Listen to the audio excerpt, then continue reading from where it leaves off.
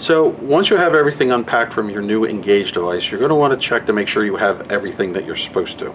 The kit includes your MDB cable, your DEX cable, your NAMA mounting kit, screws for mounting the Engage to the bracket or to the surface, your drilling template if needed, a gasket for protection, and your antenna.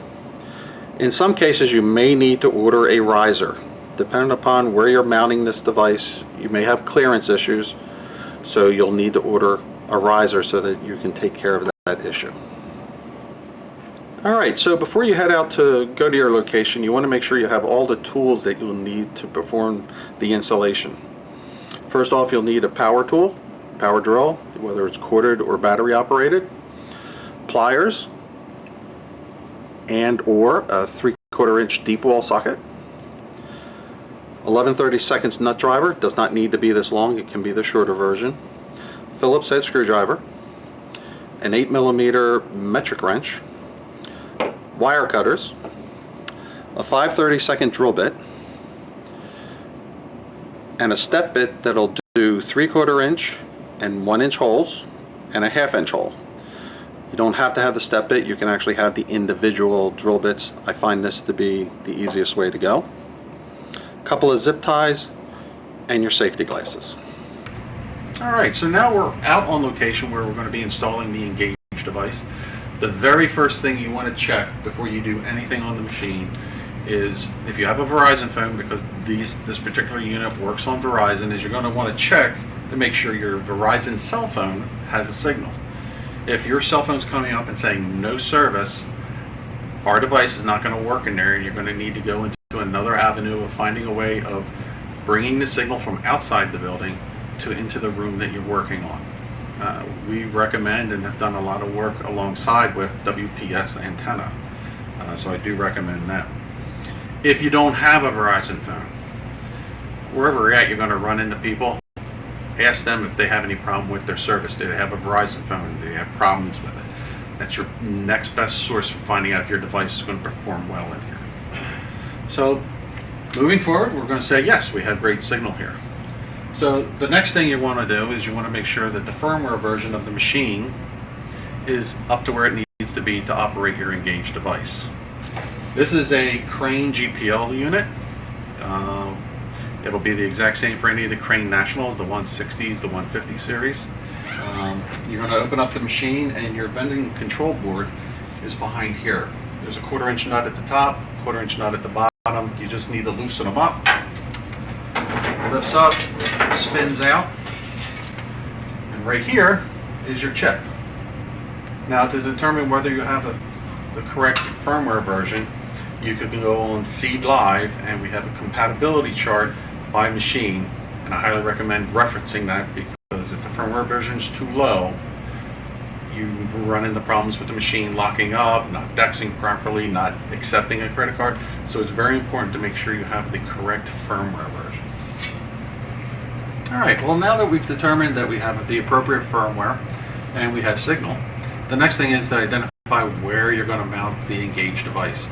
On your GPL units and your National 150s and 160s, they all look the same in the front, and you have this plastic piece here in the front, which if you open this door, you'll see the back side of it. Now normally there's a tin plate on here also. This one has already been removed.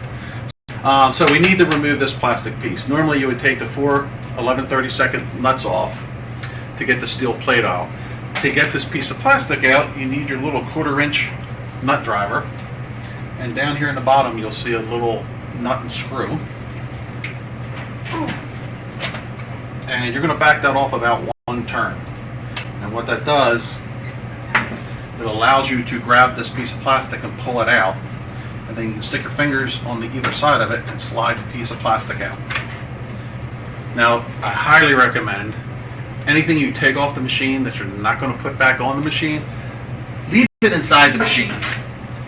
Undoubtedly, sometime down the line, you may not put a credit card reader on it, and then you're looking for the parts that you originally took off. And then all we're going to do is we're going to retighten that screw gently, because it only screws into plastic and you can strip it and ruin it. So normally I would take the 11/32 nut driver and take these off, but these were already loose. Once you've opened up the opening for your Engage device, you're going to want to get your Engage device and your NAMA mounting plate and put the two together. Now it comes supplied with screws. They are metric screws, so if you lose one, you're going to have to go and find an M3 screw, which I have been able to find at Lowe's. Can't find them at Home Depot, but I found them at Lowe's.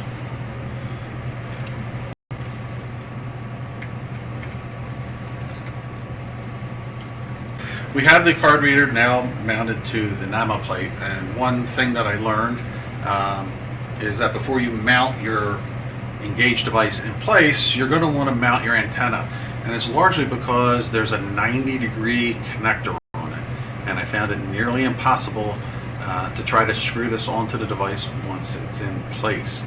So what you're going to need to do is you're going to need to get your power drill and your step bit or drill bit that goes that does 1 inch, and a couple of things you want to keep in mind that when you're selecting your hole, the antenna's got a long shaft on it, so wherever you're drilling your hole, you want to make sure that the shaft as it's coming down through isn't hitting a circuit board or it's hitting another piece of metal and you won't be able to get in. So you want to locate a place where you have plenty of clearance.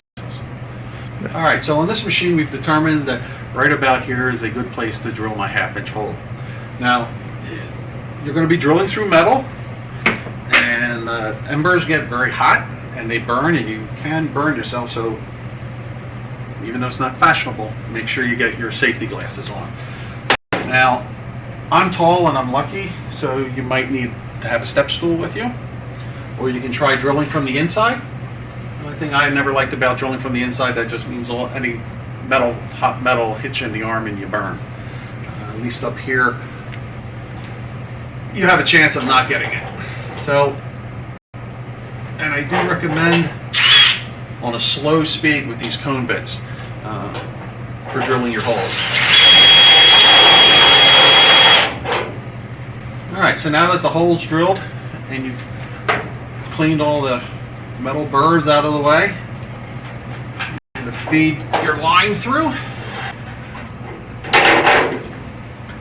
The supplied nut has a notch cut out of it so that you can just slide it on to the cable and run it up to the stud. Once it's up snug, you can take your pliers, grab a hold of the nut, and you can actually just hold it in place and get it snugged up. Alright, so before we attach the antenna, it's a real good idea to go over all these connections that are in the back. For this application and any of your other soda and snack applications, there's only 3 you need to worry about. One is the lower antenna connector, the white MDB connector, and the upper DEX connector. So at this point we'll take the cable and we'll attach it. It is a little bit difficult to try to turn the nut, and what I have found is actually spinning the device is a lot easier. Once you do it yourself, you understand what I'm talking about. And you want to get that so that it's somewhat snug, and then you're going to grip your 8mm wrench and snug it up the rest of the way. Now you're going to want it so that it's not covering your MDB connection or your DEX connection. Alright, now that we have the nut tightened and the cable in position, we're ready to install the device into the machine.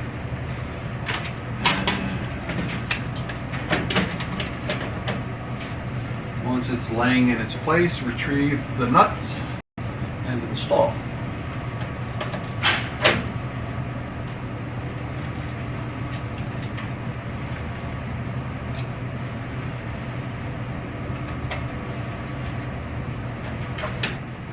Alright, we are ready now to make our MDB and DEX connections.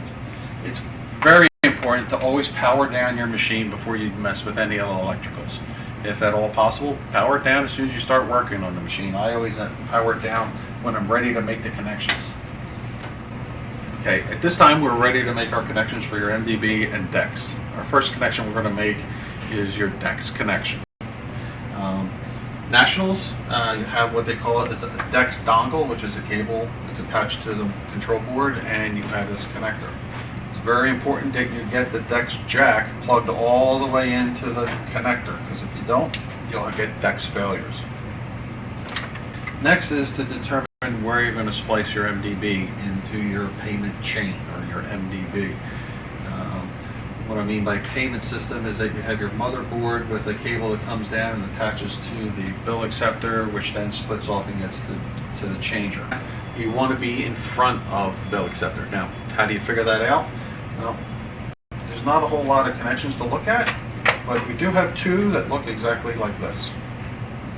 And the way you can tell that you're going to be in front of the bill acceptor is you're looking for the connection where you have one group of wires going into the connector and two separate ones coming out, as opposed to one group of wires going in and one group of wires going out. So by this, knowing one going in and two going out, we know that this is the bill acceptor. This is the bill acceptor, and this one's running down to the changer. And so at that point, you can break that connection and put us in between.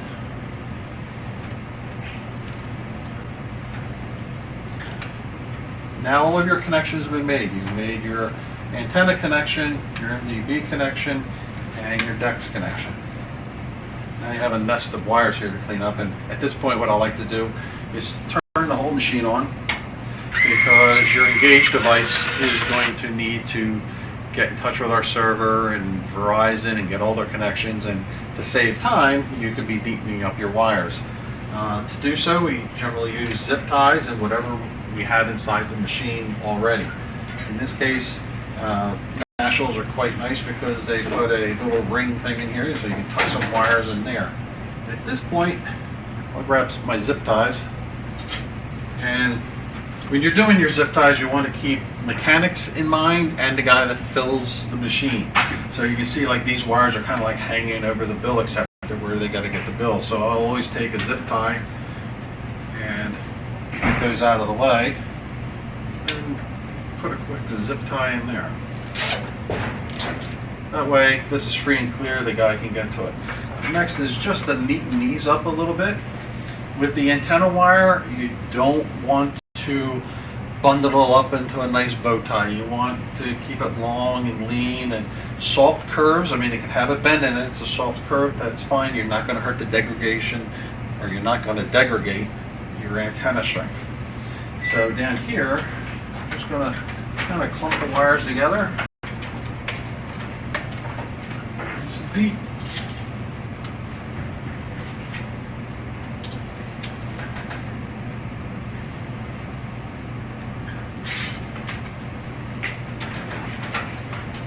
Now everything's hanging away.